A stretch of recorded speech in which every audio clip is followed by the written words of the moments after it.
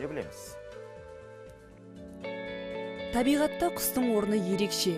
Ең қызығы, адам бойында жақсы жаман қасиет қатар жүрсе, құстар туа бітті не жақсы, не жаман болады екен. Мысалы, аққу жұбынан айырылса, өмір бойы жалғыз өмір сүреді. Сондықтан пәктіктің белгісіне теңейміз.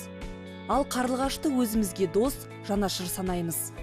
Қарлығаштың табиғатта жауын шашынды болатындығын білдіреді екен. Егер ол жоғарылап ұшатын болса, биік ұшатын болса, онда күн ашық болады деп есептейді. Ал егер де төмен жер бауырлап ұшатын болса, онда оны жауын шашын болады деп айтуға болады екен.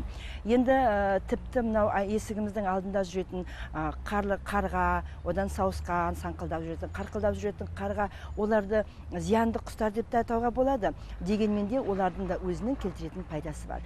Қарға егістіктегі шегірткені ауру тудыратын жәндіктерді жеп, пайдасын тигізсе, зиянды жағы да аз емес. Жеміс жидекті көкөністі шоқып, жарамсыз етеді. Кез келген нәрсені жей беретіндіктен болар, еті арам екен. Әр халықтың қадір тұтатын қасиетті құсы да бар. Мысалы, үндістер үкіні, орыстар көгершінді, еуропалықтар тырнаны ерекше бағалайды.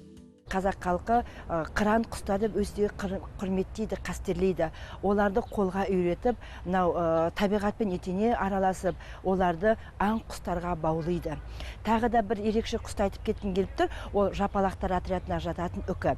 Үкінің қанатына қарасақ, селдір-селдір, мынау құранның жаңағы бет сүресі сияқты. Сол себепті олар оны қастерлеп, кішкене баланың бесігіне, қыз балалардың бас киімдеріне, одан кейін жаңағы үйде төрге іліп қояды.